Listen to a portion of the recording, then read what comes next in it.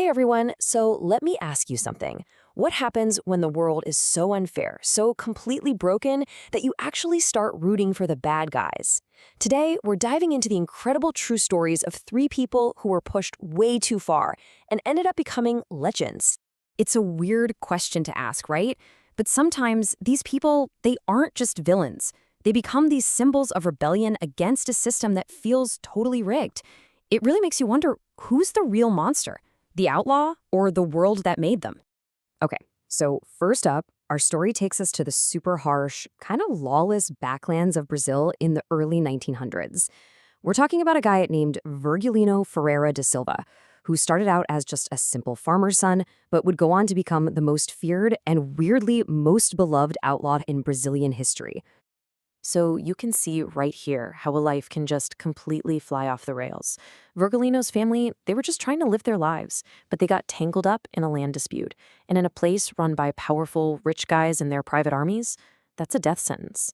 After he watched corrupt cops murder his own father in cold blood, he basically decided, okay, if the law won't give me justice, I'm going to take it myself. But here's what's so wild about the man who became known as Lampion, or the Lantern.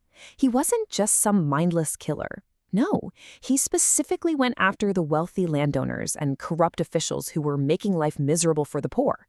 And because of that, a lot of people saw him as a folk hero. But he was no Robin Hood, not even close. He could be deeply religious one minute and then turn around and be just unbelievably brutal the next. And then, just like in a movie, his story gets a romantic twist. He meets Maria Bonita. She literally leaves her husband to join his gang of bandits, the Cangaceiros, and becomes the very first woman to do so. Together, they were this total power couple of chaos, raiding their way right into Brazilian folklore. But his luck was bound to run out. His methods got more and more gruesome, and he started losing the support of the local people who had protected him. In 1938, his gang was ambushed, and to send a message that the age of the bandits was over, the police did something truly horrifying.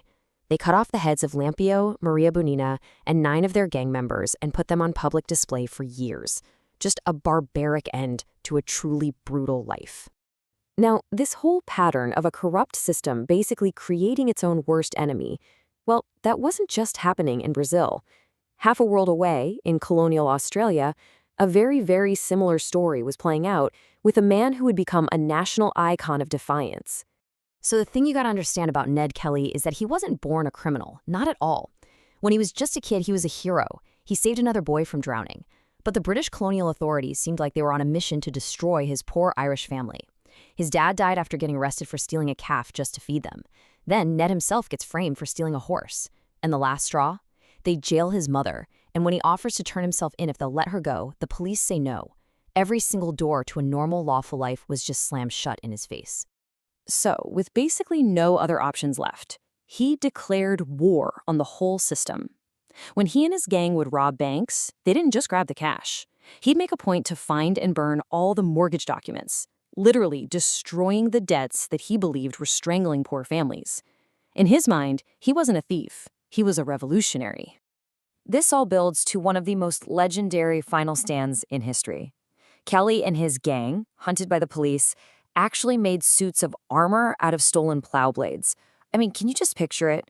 The police have a hotel surrounded, it's chaos, and then out of the smoke and fog walks this figure with bullets just sparking off his iron armor.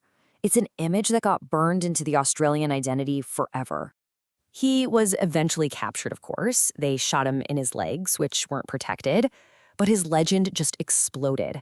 Get this, a petition with over 32,000 signatures was sent demanding that his life be spared, but the government ignored it. And so at just 25 years old, as he stood at the gallows, he said 3 simple words that have become immortal. Such is life. This theme of rebelling against an unjust world, well, it takes its most violent and, frankly, almost unbelievable turn in India. This is the story of a woman who was forged in pure suffering into an icon of absolute vengeance, the Bandit Queen. Phoolan Devi's early life, it's just almost impossible to even wrap your head around. She was born into the lowest possible caste, so every system, social, legal, you name it, was designed to crush her from day one.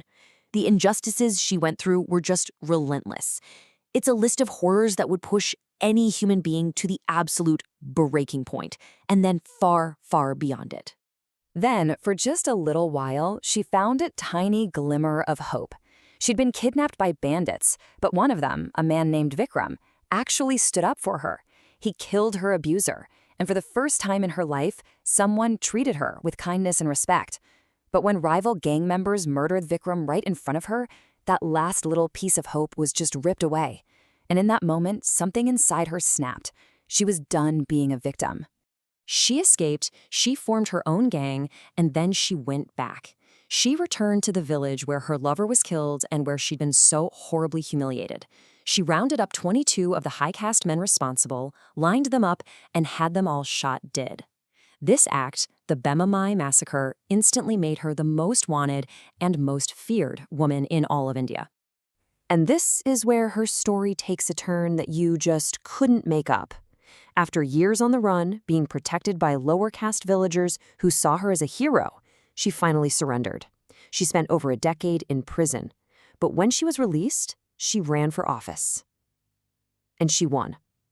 The Bandit Queen was elected to India's parliament, using her new power to fight for the same kinds of people the system had abandoned. So let's recap. We have a Brazilian bandit, an Australian bushranger, and an Indian member of parliament. 3 incredibly violent lives, all forged in the fires of injustice, which brings us all the way back to that big question. Where is the line, really, between a monster and a revolutionary? I mean, when you lay it all out like this, the pattern is just impossible to ignore, right? Each one of them was backed into a corner by a powerful, unfair system. Their motivations all came from some deep, personal tragedy. And in fighting back, they became something so much bigger than themselves. They became heroes to people who had no one else fighting for them.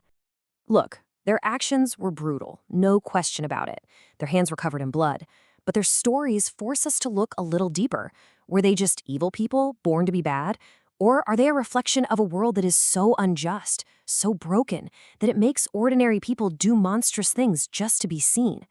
There's really no easy answer to that, is there?